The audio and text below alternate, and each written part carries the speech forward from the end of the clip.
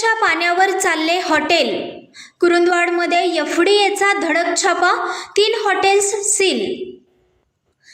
सार्वजनिक शौचालयाच्या नळातील पाण्याचा वापर करून ग्राहकांच्या आरोग्याशी थेट खेळ करणाऱ्या कुरुंदवाड येथील 3 हॉटेलांवर अन्न व औषध प्रशासनाने गुरुवारी धडक कारवाई केली।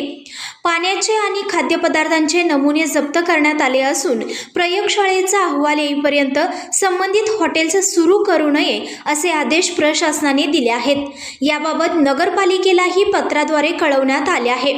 माळबाग येथील उद्यान परिसरातील दुकानगाळ्यांमध्ये सुरू असलेल्या काही हॉटेलांमध्ये सार्वजनिक शौचालयाच्या पाईपलाईनमधून थेट पाणी पुरवठा केला जात असल्याचा धक्कादायक प्रकार उघड झाल्यानंतर सकाळी 11च्या सुमारास अन्न व औषध प्रशासनाच्या पथकाने छापा टाकला।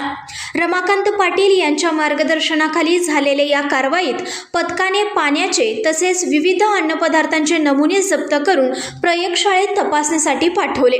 कारवाईची माहिती शहरात पसरताच हॉटेल व्यावसायिकांमध्ये एकच धावपळ उडाली।